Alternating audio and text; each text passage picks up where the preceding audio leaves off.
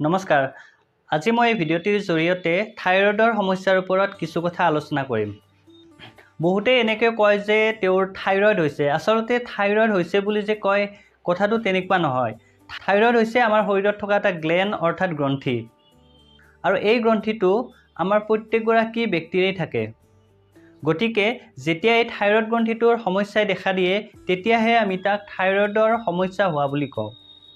Thyroid গ্ৰন্থিটো আমাৰ এই অংশখিনিত থাকে আৰু সেই গ্ৰন্থিটোৱে প্ৰকৃততে কি কৰে জানেনে? আমাৰ শৰীৰত যিবিলাক মেটাবলিক এক্টিভিটি চলি থাকে সেই মেটাবলিক এক্টিভিটিবিলাক কণ্ট্ৰল কৰি ৰাখে। অৰ্থাৎ যদি আমি সহজ ভাষাত ক'ব যাওঁ, আমাৰ শৰীৰত চলি থকা বিভিন্ন প্ৰক্ৰিয়াসমূহক এই গ্ৰন্থিটোৱে নিয়ন্ত্ৰণ কৰি থাকে। অৰ্থাৎ ক'ব পাৰি যে ই আমাৰ শৰীৰটোক চোৱা চিতা কৰি থাকে। প্ৰধানকৈ এই গ্ৰন্থিৰ পৰা দুটা হৰম'ন